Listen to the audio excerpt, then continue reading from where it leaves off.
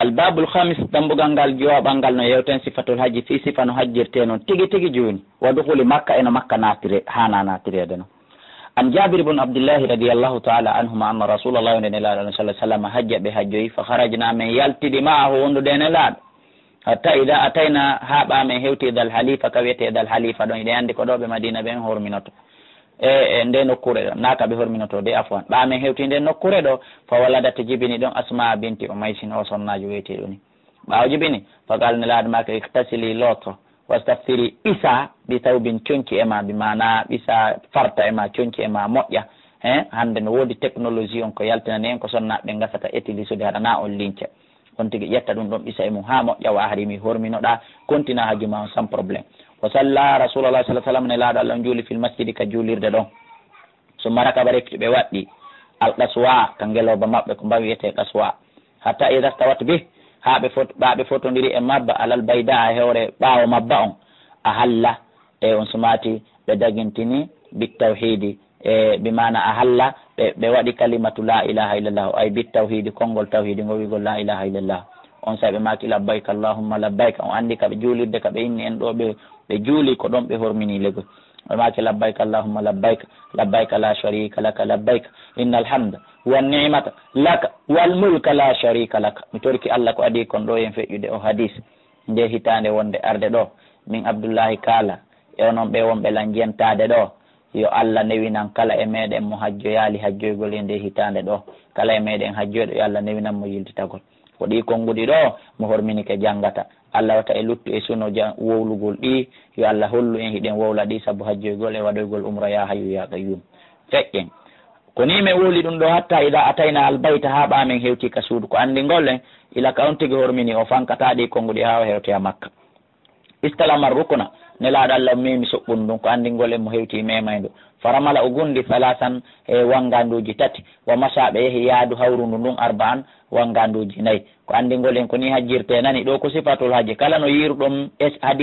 hadise jabiri en no expliquerani en ni haray ko ni hajjirte summa ata refti ɓe ari maqama ibrahima ka darorde ibrahim fa salla ɓe juuli summa raja refti ɓe rutti ila rukuni ka soɓɓundu toujours fastalamahu ɓe memindu summa haraja refti ɓe yaltiti min albabi immorde ka dambugal ila safa ɓe sutori safa ko andigol en ko safa fuɗɗorte falamma dana ɓaɓe ɓatteke mina safa ɓa takko safa gara ɓe janggi o aya ɗo inna safa wal marwa ande no fello safa e fello marwa min sha'irillahi ko jeyaɗo e mandeji allah ko andigol en mo hewti ɗon o janggaydi abda nelaɗo fuɗɗori mima bada allahu ɓe konko allah fuɗɗori aylegoye ɓe adori safa faraka safa ɓe ƴawi safa hattara albayta ha ɓe hayni sundum ko ɗum alegoye ɓe ƴawi ha dow fastaqbalal qibla ɓe dari ɓe fewti ka qibla fa wahhada allah ɓe wajjinɗini allah ko ɗum ɓe wi la ilaha illallah wa kabbara ɓe habbiri wa gala ɓe maki la ilaha illallah wahdahu la sharika lah lahu lmulku wa lahu lhamdu wa huwa ala kulli shay'in qadirun la ilaha illallah wahdahu anjaza almulka bimana doginɗo laamu muɗum ngu wa lahu lhamdu wa huwa ala kulli shay'in qadir la ilaha illallah wahdahu anjaza wa'adahu bimana doginɗo fodore makko nden wa nasara abdahu o walla jiyaɗo makko o zaman ahzaba o fooli feddeji ɗin fop wahdahu kanko tun ɗi konngudi ɗo mo hoyti fello safa o jangga ɗi summa da a reftinelaɗo du'i bayna dalika hakkude ɗon no moƴƴa noon salata marrati laabi tati ko andigol en son tigui gayni ɗum yo toro yo waɗu du'a taw yaw ha makka o kasi on fuutomo summa nasala reftuɓe jeppi mina safa fello safa ilal marwa ɓe yeehi marwa hatta ida in sabata in ha ɓaɓe tabiti kadamahu teppe maɓɓe ɗen kadi fi batanil waadi ka tumbere ayde ley sa'aɓe seeni alegoyi ko ɗum woni ɓe yahi hatta ida sa'ada ha ɓaɓe ƴawoyi macha ɓe seppi ilal marwa ɓe yeehi marwa fa faala ɓe golliri marwa ɗon ala kama faala wono ɓe golliri noon ala safa ko yino ɗen kon ɓe darike ɓe yilti ɓe fewti qibla ɓe jangi ko ɓe jangi kon fop ɓe waɗi ɗum ɗon kadi marwa fadakara al hadisa o janti hadisa on ha haalanni wa fino e mum falamma kana ɓaalaadi ke yawmu tarwi ñande tarwi on ko ñande jeetati donki wiyete yawmu tarwiya tawajjahu ɓe fof ɓe fewtite ila mina faade mina ko andigolen ko ñande jeetati donki mina yahete warakaban nabiyu annabaji allah sallah sallam waɗɗi fa salla biha zuhra ɓe juuli ɗon fana wal asra e alasara wal magriba e futro wal isha e gueeƴe wal fajiri e subaka ko andigolen on tigui wonay mina 24 heures somo makata refti ɓe ñiɓiti ɗon qalilal ngol gelni ɓaɓe juuli subaka ha fukkiti hentade hatta talati shams ha nangue fuuɗi ƴelliti on say fa ajaza ɓe yawti alegoye ɓe komtini hatta ata arafa ha ɓe hewti arafa fo wajadal ɓubba ɓe tawi tilliso hun kun caali hun kun qad uduribat lahu waɗanama ɓe ɓe minbare ka minbar juulirde no darna ɗon hande fa nasala biya ɓe jippi ɗon ɓe weeri ɗon hatta ida zalati shams ha ɓanangen dirti amara ɓe yamiri bilkasu angeloba mban farahilat lahu mba huntanaɓe mba adda fa ataɓe batanil waade ɓe ari ka tumbere ayde ndey fakataba nasa ɓe hutubani yimɓe ɓen tumma addana refti noddina tumma aqama refti ɓe dari kamɓe ne laaɗo fa solla zuhra ɓe juuli fana tumma aqama refti darna o yi ɓe wiyali noddinane ko nde wotere noddina ɓe inniɗa noddina darna ɗo ɓe inni tun summa aqama refti darna fa sallal asra ɓe juuli alansara hadis en no haalana en directement so en hawtidira e fana e alansara ma en hawtidira e futuro e gueƴe saabu ɗandiya enen ɗen andi ndungu si ari en hawtidira e futuro e gueƴe haray ko andingol en ko noddina ndu woturu darna nduji ɗiɗi woɓɓe goo noddinana e futuro juule salmine salli immo kadi noddina hawra e sawaba walam yusalli nelaɗo junano baynahuma hakkude muɗum chey an hay hunde tuma rakaba refte ɓe waɗɗi hatta atal mawqif ha ɓe ari ka mawqif mana ka darode ka ɓe daroto ɗon fo jaala ɓe waɗi batinana katahu e reedu ngeloba maɓɓe alkasuwa aranewa mban ila sahrati faade hella ka fetere ɓe mana ɓe dari hoore fetere ndellegoy o jaala ɓe waɗi hablal machatu ko ɗum woni e ɓoggol ngeloba mban bayna yadayhi yeeso maɓɓe wa taqbal al qibla ko ɗum woni ɓe dari ɓe fewti ka qibla falam yazal ɓe seerali waagi fan hiɓe dari ɗon hatta garabati shams ha nangue muti ko andingole on tigui koye daro ɗon ha nangue muta wadabati yeehi kadi safratum e boɗi boɗirni gallen saɗa ɓe mana yeehi ha kadi boɗi boɗirni fuɗɗi mutude hatta wabal qarasu ha boɗirni fo muɗum wirni ko raɓɓiɗi kon e waɗata ɓe continue yaadu ndu waɗade e chamɗa lil qaswa azimam on ɗi ngeloba mban hoynitanama ɓoggol mabba on alegol ko ɗum woni ɓe buusi ɓe demari hatta ida saha ha ko ɗum woni ɓaɓe gaaru yimba li yusiba mawruka rahalahu won ɓoggol ngol hoynita hatta inna rasa ha tawi hoore ngeloba mban la yusiba hino memude mawrika rihlihi ko ɗum woni e nokkure ka teppe ɗen tippete ɗon mbi mana no moƴƴina ka teppe ɗen tippama waɗɗiteke ka hoore puccu mbi mana ngeloba mban hoynitana ɓoggol ngol ha tawi hoore mabba on hino feppodiri e koyɗe nelaɗo ɗe leylegoy awa ko ɗum ko fanda ley siiba hino mema mawrika ɓoggol mbi mana nokkure ka tippeteɗo rihili ngeloba maɓɓe mban alegoy ko andi golle ɓoygol ngol no hoynita los ngeloban no uggini no yaara doy ko ɗo andi ngol en wona hittingol on yeeyi ɗon kadi wonande ha joɓe toon tawi bis jeɗen kadi hino yaara doy dogatake e way ɓuulu ɓe makiri ɓe yadi soke maɓɓe alyumna ñamugo haaligoy ɓe heɓɓiri jungo ñamugo ni ɓe maki ya yohannas kono yimɓe a sakina deƴere waɗe doy o kullama ata hablan tuma kala ɓe hewti jabalan ma ɗum fello arkalaha ɓe newinana ngeloba mban qalilan seeɗa hatta tasada ha mba ƴawa ɓe mana tuma kala ɓe hewti pellum ɓe fowto seeɗa on sayi ɓe démara fiyo ngeloba mban ƴaw hatta atal musdalifa ha ɓe hewti musdalifa fa salla bihal ɓe juuli ɗon kadi almahriba al cha ɗon kadi futuro e ngeeƴe koye noddu koye hawtidire toujours bi adanin wahidin wa iqamatayni noddinandu wotru darnanduji ɗiɗi walam yasbaha baynahuma chey an ne laaɗo juulano naafila hakkude mum hay e hunde tumma taƴa refti ɓe beeli ɗon hatta tala alfajiri ha fajiri on feeri andingol en ko ɗon walete fa salla alfajira ɓe juuli ko ɗum woni subaka hatta tabayyana lahu ha feeñani hina tabayyana lahu sanga feeñani ɓe a subaha mi mana ka subaka on heewi ɗon ɓe juuli ɗon mbi adanin wa iqama noddinandu wotru darnandu wotru summa rakaba refti ɓe waɗɗi hatta atal mash'ara ha ɓe hewti alharam ka mash'ar alharam mi mana ko nokkure gono fastaqbala alqibla ɓe fewti ka qibla fadaa ɓe du'i wa kabbara ɓe habbiri wa hallala ɓe wi la ilaha illallah falam yazal ɓe seerali waage fani ɓe dari ɗon hatta isfarra jiddan ha nangue wojjinoyi moƴƴano fadafa ɓe continue qabla an tattula shams ko adi e nangue ngen fuɗɗude hatta ata batana muhassirin ha ɓe hewti e nde nokkure ɗo farra ka ɓe memmini ɗon qalilan seeɗa summa salaka tariqa refti ɓe naati e lawol alwusta hakkude wongol allati ngol takhruju yaltiroyengol alal jamratil kubra ka jamraru jandundum ɓe rewi ngol ɗon hatta atal jamra ha ɓe hewti ka jamraru allati no inda shajara wondu ka takko leggal farama ha ɓe feeri ɗon ɓe saabi hasayatin koccuje jeego yo kabbiri ɓe habbirama kulli hasatin wondude kala koccure min ha e majje mithla hasal khadfi ko koccuje to so keni embere koccuje khadfi mbi mana ko koccuy to so koy ramane laaɗo allah feeri min battanil waadi immorde reedu ayde nden e summan sarafa refti ɓe wonciti ilan man har ɓe yeehi ka boroyagol tawi hannde kadi woni hannde ko sappo donkin fana hara ɓe ɓori summa rakaba rasulullah sallah sallam reftine laaɗo allah on waɗɗi fa faada ɓe jumpi ɓe yeehi ilal bayti ka suudu kaaba fa sallaɓe juuleɓe makkata makka zuhra fana ɓe wangi rawaha muslim mutawwalan ko imam muslim ko filli hadisi on juutiniri no yirɗon juuti ko ɗum ɗo woni sifatu salati on ko ni hajjirte musidɓe julɓe وعن خزيمة بن ثابت رضي الله تعالى عنه أن النبي والنبي صلى الله عليه وسلم كان بماك لاتك إذا فرغ بغيني من تلبيته لبيك أجمع بني في حج أو عمرة ما عمرة سال الله بترات الله رضوانه يرلي مكان والجنة الجنة مكان واستعادة بمولو كدي برحمته سبير من الله من النار مردي تنجرا الشافعي بإسناد ضعيف بمعنى تمكلا بيقول لبيك أجمع بغيني بوداي دعاته له وان جابر رضي الله تعالى عنه قال ماكي قال رسول الله صلى الله عليه وسلم ماكي نهارتها هنا مي بريكي دودي ko ɗo mi wallini mi hirsi kono nanego ta goɗɗo wi ko be kam hirsi ɗon o hirsata wa minan mina kulluha fop man harun kaka hirsate on faami fan haru hirse fiiri haali kon ka galleli mon e ka berle mon e kala ka hirsuɗon mina fop kaka hirsate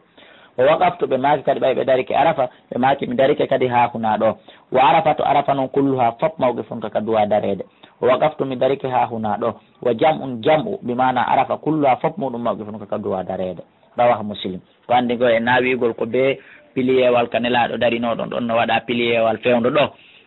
ko be ɓiƴƴodiren piiren ha hewtoyen ɗon wan aishata ƴettamanene min aicha radiallahu taala anha anna nabiyya sallah sallam lamma jaa ila makka tuma nde ɓe serino makka dakalaha ɓe natiri ɗon min alaha dow wa kharaja ɓe yaltiri min asfaliha li mana ka ɓe natiri ɗon na ɗon ɓe yaltiri muttafaqun alayh wa an ibnu umar radiallahu taala anhuma annahu no nelaɗo kana ɓe laatike la yuqaddamu min makka ɓe adorta makka illa bata ɓiɗi tawa sowona ɓe wala e nde ɓe natata makka ɓe hewtata makka sowona ɓe wala e nde nokkuri wiyetende ɓiɗi tawa mono yawde makka heeɓi feere walugol ɗon si natoya makka ko sunna hatta yusbiha ha weeta wa yahtasilu ɓe looto wa yadkuru dalika ani nabi sallallah sallam o jantike ɗum ɗo ko ƴetti ene laaɗo na wowowo muttafaqun alayhi bi mana na naninen wani ibnu abbas radiallahu taala anhuma annahu no kanko kana o laatike yuqabbilu lhajara hiɓe nunnotono hayre ala soda ɓalere nde miɗo andi nde hayre no mari histoire moƴƴa e janngino e rewino fi muɗum ka tafsir qur'an on wiyata to hende ɗon min warwal qur'an ngal wa yasjudu alayhi wo hiɓe sujjano e hoore mayre kono noon ko hiɓe nunnotonode be mana rawal hakim marfu'an wal bayhaqi e mawqufan ka hakim hadis on no waɗa marfu ka bayhaqi mo waɗa mawquf wa anu ƴettama e makko radiallahu taala anhu qala o maki amarahum nabiyu sallallah alih w sallam annabaji allah yamiriɓe an yarmilude ɓe gundata salasata ashwatin ko ɗum woni sagaraji tati arani ɗin ɗon ko yo gunde wo yamchu ɓe seppa ɓe yaada yaadu doy awalegoye arba an e sagaraji nayyi wan yamchu nde ɓe ko ɗum woni yahata ma bayna rukunayni hakkude rukunuji ɗin ɗiɗi kadi nde ɓe yarata ɗon kadi yaadu normal kadi bimana muttafaqun alayhi hadis on ko fot وعن ابن عمر رضي الله تعالى عنهما أن رسول الله صلى الله عليه وسلم كان بلاتك إذا طاف بالبيت بوانغاد كسودو الطواف الأول وانغاد أرنورون خبا بغندي ثلاثا لابتتي ومشى بها ياد هورون أربعا لابني وفي رواية ناري في الله رأيت من رسول الله صلى الله عليه وسلم إذا طاف بوانغاد في الحج كحج أو عمره ما كأمره أول ما يقدم ko premier ko ɓe adoto wadde faynawno kamɓe yesa ɓe yahay taw salasata atwafini wanganduji tati bil bayti ka suudu wa yamcha ko ɗum woni bimana yesa an ko ɓe yahay hara ɓe yaccade bimana hara ɓe gundude ko ɗum ko fanda ɓe yaha noon joni wa yamchi ɓe yaha arba'atan yaaduji nayyi hawruɗi muttafaqun alayh wano ƴettama makko radiallahu taala anhu yo Allah subhanahu wa taala on welemo e qala o wi lam ara min on dey mi qaali rasulullahi sallah sallam yastalimu himo mema min al bayti immorde suudu no gayra rukunayni l yamanayni sowona cuɓɓuli ɗin ɗiɗi kañam rawahu muslim wani umar radiallahu taala anu annahu no kanko qabbala o nunnike alhajar al aswada hayre ɓallere nden dey ɗum no selli o qaala inni min kadi alam miɗo andi e saydna umar lunnino ok wonde saydna umar nunnino hayre ɓallere nde ka hajju kaw lunti o qaala o maki ko ayyo hayre inni min alamu miɗo andi noon annaka hajaron ko a hayre simple a nafata a lorata ay la tadur wala tanfa a nafata a lorata walawla anni so wonano ko tawi komi ra'aytu mi rasulullah ni laɗum sallah sallam yaqabbaluka himo nunnoma ma qabbaltuka mi nunnota nawa komi muttafaqun alayh ko anndi golɗen woto woɓɓe waɗu ɗum joni shirku faminan kala nunniɗo nde heɓa e jawdi ma heɓa e laamu ma naata e aljanna e ko nandita tawi ɗum onabi Tufayl radiallahu taala anhu Tufayl o ko Amir bun Wasilata al-Laysi al-Kinaniyu o hewtitike immorde gurdam nelaɗo samaniya sinina e ko ɗum woni duuɓi 7 o wondi e nelaɗo o mata makkata o maayi makka oɗo ko premier hadise makko mo filli onni ila fuɗɗide deftere nde ko ɗum waɗi so tawi ɗum fof en naɓali tariha makko Abi Tufayl ɓe mana ko duuɓi 7 woni ko wondi e nelaɗo Allah sallllahu alayhi wa sallam e ko makka woni ko o maayi e hitande 100 firgu o faati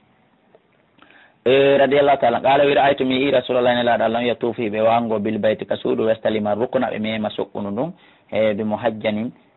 ko ɗum woni wondude e tuggordu maahu wondude e maɓɓe wa yuqabbalu lmahjana ɓe nunno tuggordu ndun kadi rawahu Muslim wa an Ya'la bun Umayya radiallahu taala anhu qala maki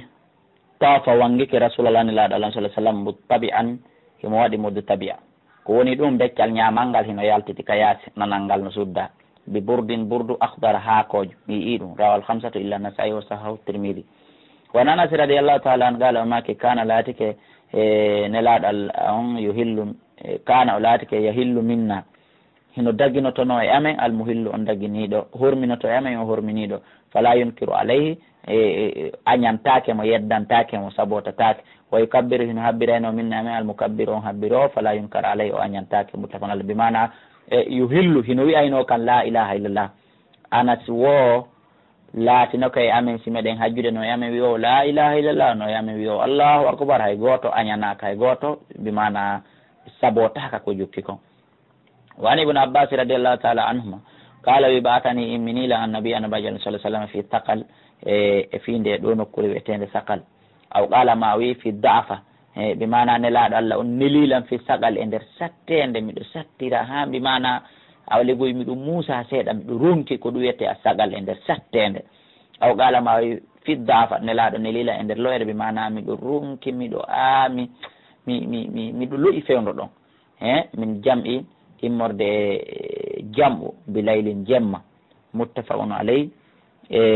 bi mana hadith on ko fottanaɗo ay min Muzdalifa li dhihabi ila Mina ko iwugol Muzdalifa yaha Mina ko ɗum ko fanda ɗon bi mana jemma ɗon wa Aishata radiyallahu ta'ala anha qalat ɓe maki ista'adanat Sauda nene Sauda dunginino disinino Rasulullah sallallahu alaihi wasallam laylatal Muzdalifa jemma Muzdalifa an tadfa yo nelaɗo yanamɓe kamɓe ɓe kontina yaadu ndun jemma ɗon qablahu ko adi nelaɗo ɗo weetu ko waɗi noon wa kanat nene Sauda laati sabata tan koɓe tiiɗuɓe ko sonnajo bulubulujo yani taqila tan ko tiiɗuɗo legol fadana laha nelaɗo yanamɓe muttafaqun alayhi ko andi ngol e mono mari ganto no nawyi ma no nawni ma no laƴa haray kanko hay so wona almina ha weeta ɓay haɗay ɓiƴo e embouteillage no woodi mi wawi yawde jemma وعن ابن عباس رضي الله تعالى عنهما قال ما قال لنا بأنيم رسول الله صلى الله عليه وسلم لا ترموا الجمرة كدواني وتنفر جمرة دين حتى تطلع الشمس هانانجين فودا كسنانجين فودي فره راو 5 إلا نسائي وفيه نيمو انقطاع تجري بمعنى نطون ميئات كاري نانيري كاري نانيري كاري غطنو حتى حكم دون كنويتي انقطاع وعن عائشة رضي الله تعالى عنها قالت أماكي أرسل النبي صلى الله عليه وسلم nelaɗo Allah on neli bi ummi salama laylatan nahar jemma donkin mana weeta e donkin faramat ko ɗum woni o feroyi aljamrata jamrano qabla alfajir kadi fajiri feeɗo suma madat defte o yehi fa fadat ko ɗum woni o wangoyi rawa Abu Dawud o isnaduhu ala sharti Muslim wa an Arwata bun Mudarris radiyallahu ta'ala an qala maki qala rasulullah sallallahu alaihi wasallam nelaɗo Allah maki man shahida kala tawaɗo salatana hadihi nde julde amen yani nde ɗo bil Muzdalifa fa wagafa o dari mana wondude amen hatta nadfa ha men continue yaadu ndu wagad wagafa haray ko gomɗi yani wagad wagafa gomɗi hara o dari ke ɓe arafata arafa qabla dalika ko adi ɗum ɗo leylan jemma on haran ma ɗum ñalorma fagad tamma hajju haray on noon hajju makko on timmi few kala tawnoɗo ɓe mana juulidi e amen Muzdalifa ɗo dari ke wondude e amen min continue yaadu ɗum hawriti hara o darino arafa seeɗa haray faqad tamma haji makko timmi waqada naɗatahu nafasahu tafasahu haray oɗo hunni ahadi makko ni rawahu l-khamsatu wa sahahu tirmidhi wa ibn Khuzaima ibn Khuzaima ay adda manasika o totti dewe hajju makko ɗen ko ɗuyete waqada tafasahu o bimana hunni ahadi makko ni bimana o totti dewe hajju makko ɗen wa an Umar radiyallahu ta'ala anhu qala maki innal mushrikina nushirkoɓe kano ɓe laatike la yufiduna ɓe wangotanoko hatta tatula shams ha nangen fuɗa wa yaquluna ɓenna ashraqa Subayr bimana sabir bimana sabir fuɗi ay min al ishraqi wa huwa ad-dukhulu fi shuruq bimana ko natugol puɗal nangen ay li tattali alayka shams ko fiyo nangen ƴellito ema Subayr bi fatin fa kasrin mabniyun ala dammi li kawnihi munadin binida'in mahdufin wa huwa jabalun ɗum ko fello alego ɓena nangen fuɗi ka fello Subayr nangen fuɗi ka fello Subayr yalten kamɓe en tant que nangen ƴellitake ɓeyata ɗum ko mushrikina ɓen fewndo jahil wa inna nabiyya annabaji Allah noon sallah sallam kanko halafahum o lundike ɓe ɗum bimana o waɗi contraire fa faada kanko ko ɗum woni o wangi qabla an tatul amsha fa faada bimana kan o feri koccuje ɗen qabla an tatul ashamsa ko adi nangue ngen mutude ko adi nangue ngen fuɗude rawal Bukhari ko imamu Bukhari woni ko filli hadise on a faada on wona bugagol koccuje afon yaafa ɗon ko yahugol si koɓɓe laatike la yufiduna ɓe yahata jemma hatta tatula shamsa ha nangue ngen fuɗa kamɓe ɓe wona ha nangue ngen fuɗa si ɓe yaha ne laaɗo no lundiɓe kanko o yahayno ko adi nangue ngen fuɗude rawa Bukhari wa an ibn Abbas radiyallahu ta'ala anhuma wa Usama bun Zayd qala ɓeyɗo ɗiɗo inni lam yazal innabi annabaji Allah serali yulabbihi mo wiya labbayka labbayka hatta rama ha o feri jamratal aqaba jamraru jannunu rawa Bukhari wa an Abdullah ibn Mas'ud radiyallahu ta'ala anhu annahu kanko ja'ala al-bayta o waɗuno suudu ndun an yasarihi kanano makko wa minan o wattiri min an yamini ka ñaamo makko waramal jamra o feri koccuje ɗen ko andi ngol mo yeferagol koccuje ɗen koye taw hara makka no wontirani mo ka ñaamo minan no wontirani mo ka nano o daro o fewta e mayru o feeɗo bisabi hasayatin koccuje jiiɗi o qala ɓe maki haada ɗo maqamu lladi woni darorde anzalat alayhi nde jippina e muɗum suratul baqara muttafaqun alayhi wa qala ɓe maki haada ko ɗon maqamu woni place darorde alladi nden on place unzilat alayhi mo jippina e muɗum bimana suratul baqara nde ɗo simore wiyetede suratul baqara ko ɗum ko jippina ay khassaha bi dhikri li anna ghalibu a'mali al-hajj madhkurun fiha fa ka'annahu nabbaha bidhalika ala anna a'mali al-hajj tawqifiyya bimana suratul baqara lego yewtu ɗum fi hajju fof ko ɓuri kon awa legoy kaka ɓe dari ɗon suratu ngol jippi legoy ko ɗum ko fanda wallahu a'la wa a'lam wan Jabir radiyallahu ta'ala anhu qala ma kirama rasulullah ina laɗa Allah feriki aljumrata e jamaraje ɗen yawman nahar ñande donkin duhan ka walluha wa amma ba'da dalika amma ɗum ɓaawo ɗum ɗon bimana sappo e ɗiɗi e sappo e tati fa idha zalati shams ko sinangen dirti hakkunde fana alansara ɓe haɓe fero rawahu Muslim wa an ibnu Umar radiyallahu ta'ala anhuma annahu no kanko kana o laatike yarmima feratono aljamrata duniya jamaraɗo hikkindu gandu ɓe saabi hasayatin koccuji yeɗɗi yukabbiru ɓe habbira ala ithri e dow ala ithri kulli hasatin e dow kala batte koccure mana kala koccure nde ɓe feri ɓe habbira summa taqaddama refti ɓe avança summa yushilu refti ko ɗum woni ɓe newina summa yushilu e ayya dummul ya ay yadhabu ila sahal bimana ɓe yaha seeɗa legoy ɓe sotta seeɗa legoy ko ɗum ko fanda ay in khafada min al ard fa yaqumu awa ɓe daro fa yastaqbil qibla ɓe fetaka qibla fa yaqumu ɓe daro tawiran ko juuti ara ɗum fof po wayadu ɓe du'ado wa yarfa yaday ɓe ɓanta juuɗe maɓɓe ɗen summa yarmal wusta refti noon ɓe fero hakkuderu ndun kadi summa ya'khudhu data shimal refti ɓe nangira ka hella nano kadi fa yushilu mana ɓe yaha ɗon kadi seeɗa wa yaqumu ɓe daro mustaqbal al qibla ɓe fetaka qibla summa yadu refti ɓe du'o wa yarfa yaday ɓe ɓanta sokeje maɓɓe ɗe wa yaqumu ɓe daro ɗon kadi tawilan ko juuti summa yarma jumrata datal aqaba refti ɓe fero jamraru datil aqabaru ndum min batten waadi ka reedu ayna nen wala yaqifu ɓe darotano ko indaha e ndun ɗon ɗon ɓe feroto tun summa yansarif ɓe woncito ɓe yaha fa yaqul ɓe o wi kanko waɗɗo ɗum on eɓe mana kanko ibnu Umar ko kanko waɗi ɗum wona nelaɗo fa yaqul o wi ɓawa waɗi ɗum ɗo gayni hakada ra'aytu rasulullah sallallahu alaihi wasallam yaf'aluhu ko ni nettmi nelaɗo Allah hino warra rawahu al-Bukhari hadise temeɗɗe jeɗɗe capanɗe joyi wa anhu ƴettama e makko radiyallahu anna rasulallah nelaɗo sallah sallam qala e maki allahuma arhamal muhalliqin o andi si gaynama e hirseɗe fembete ma mekke wo nelaɗo maki yo Allah yurme fembiɓe ɓen ɗaluɓe ni wal muqassirina e raɓɓinɗinɓe ɓen e mekkiɓe ɓen kadi ya rasulallah ka e nelaɗo du'ano ɓen kadi on say qalaɓe make fi salisati ka tataɓum wal muqassirina e kuwafiɓe ɓen e mekkiɓe ɓen muttafaqun alayhi ko andi ngol en wonande gorko ko fembagol ngol ɓuuri wonde sunna ko ɗon baraji ɗi woni di mekka gongol amma sonnajo on kanko ko yo mekko na yo feppo waɗa pappalare maɗum ara yo labaka haray no hulɓinita modi makko accutumo modi sonnajo ko yo labintino wa an abdillah ibn amr ibn al-as radiyallahu ta'ala anhuma anna rasulullah sallallahu alaihi wasallam waqafa o darike fi hajjatil wada'i ka hajji wada fa jaalu ɓe woni yasaluna ɓe landomo fa qala rajulun gorko o inni nelaɗo lam ash'ar fa halaqat qabla an adba min no mi famali yo nelaɗo mi fembike ko adi mi hirsude qala nelaɗo maki idba hirsu wala jara illa wala haraja illa wala probléme wala e jaa akhara goɗɗo go kadi ari fa qala on kadi wi nelaɗo lam ash'ar mi famali fana hartu min kadi mi borike qabla an arma ko adi mi ferade qala nelaɗo make armi yahu feroɗa wala haraja illa wala fama suila yawma idin ko haɓɓiri ko nelaɗo landaka nde ñana chein fi hunde ɓuddima abrande wala ukhira wona sakkitorande illa qala sonaɓe makana e on tigui if al yahuwa ko heɗiti kon wala haraya ko andingol en fembagol ngol e hirsugol ngol e wangagol ngol ɗum ɗo fof kala ko adorɗa na ella muttafaqun alayh wanil musawir bun mukhzama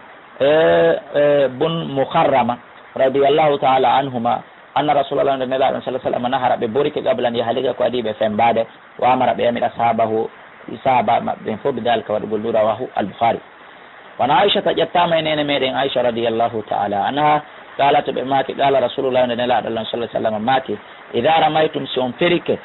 wa halagtum on fembike fagad halalakum tiba arande kadi parfen daganike on wa kullu shay'in kala hunde fof dagani ko illa nisa so na rendugol e sonna e moɗon ɓe rawa ahmad wa abu dauda wa fi isnadihi da'afun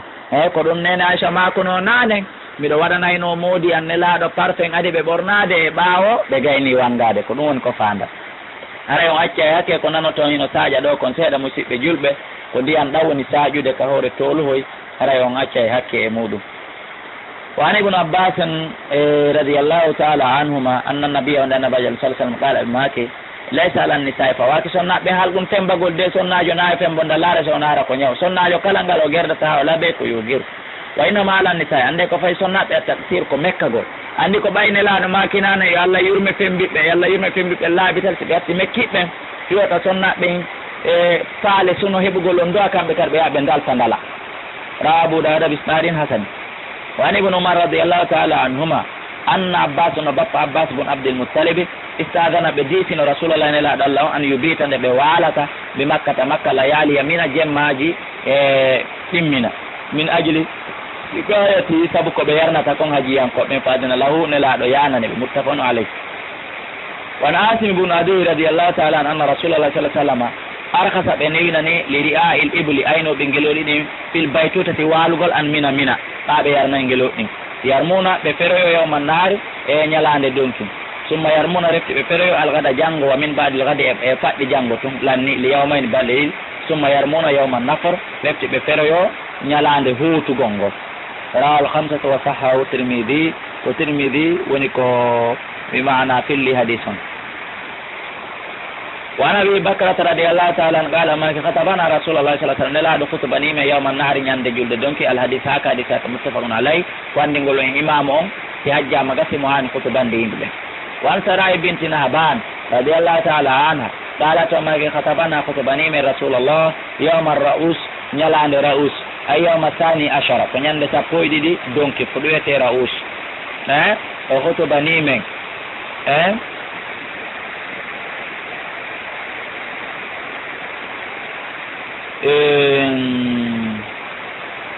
فقال نرار ماكي أليس هذا nde ñalande o ɗo wonali awsata ayami tashrik ko nde ɗon hakkundere e ñalaɗe yarninanguji ɗin mi mana ko sappo e ɗiɗi sappo e tati woni tashrik ñande sappo e ɗiɗi ko nde ñande woni hakkundere nde tawahu muslim hadise temeɗe jeɗɗe capanɗe jeego وعن ابن عباس رضي الله تعالى عنهما أن النبي صلى الله عليه وسلم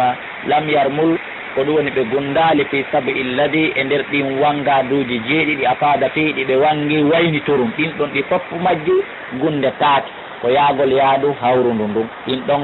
wangandu sakkitoru ndun ngunde taake rawal hamsati illa Tirmidhi wa sahahu al-Hakim wa Anas yettama Anas radiyallahu ta'ala anhu anna nabiyya wonde annabajo sallallahu alaihi wasallam salla zuhra ɓe juuli fana wal asra wal maghriba wal isha ɓe ɗo wagutuji nayyi summa raqada hefti ɓe ɗaani ɓe huuli raqada tan e ɗanande bil muhassabi annanɗa hoorema ko newinde wo naatiɗumde ay li mawdi salati wa nawmi e kilayhima wa kana dhalika yawmu nafri ko ñalande hutugol ngolɗe guyki ese on faabi summa raqada hefti ɓe huuli raqada tan bil muhassabi mana huylande fowtagol summa rakaba refti ɓe waɗɗi ilal bayti ɓe ka suudu fa tafa ɓe ɓe wangoyi e mayru rawal Bukhari wa Aishata radiallahu taala anha annaha no kamɓe lam takun ɓe laataki tafal dalka ɓe huwoyno ɗum ay nusula bil abtahi mana jippagol ka wiyete ɗon abtahi ay bil muhasabi wo kamɓe ɓe waɗali ɗum wallahu ala wa alam wa taqulu o ma kanko nene Aisha innama nasalahu rasulullah sallam ko nelaɗo jippori ɗon liannahu sabu no nelaɗo kana ɓe laatike manzil liannahu sabu ɗon kana laatike manzilan ko jipporde asmaha niwinde li furuji fi yaltugol nelaɗo wona rewgol ɗon ko sunna ha tawi ko ɗon welani fi nelaɗo legoye jippagol weera rawahu Muslim wa an ibnu Abbas radiallahu taala anhuma qala omaki amarana nnasu yimɓe ɓe yamirimen amaran nasa nelaɗo yamirime ɓe an yakuna nde laato akhir ahadim sakkitorde ahadi maɓɓe ndin alegoy sakkitorde kala muufe man ko ɓe waɗata Makka bil bayti haɗa kaka suudu Kaaba mo wangi ke hagayni yeehi yeewi ka marte ma soodoyima hiiro ndiroyi e goɗɗo aranayo yaho ammar ko kadi ka avion ha wara o wango koye taw dernier muufe ma hun ko waɗi ko Makka ko wanga go ngoɗo e ira ɗon o yara ka gare watiri ma ka aéroport ma ka port o hoota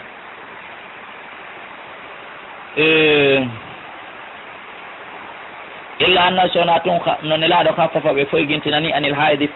fiiliɗo kanko o waɗa golleji ɗen fof kono wangotako ka suudu mo yaafa muttafaqun alayh wani ibnu Zubair yettama ibnu Zubair ko Aboubacry Abdoullah ibnu Zubair ko Aboubacry ni Abdoullah ɓiɗɗo Zubair bun al awami al Qurashi ko oɗo kadi haren hewtali inde makko taw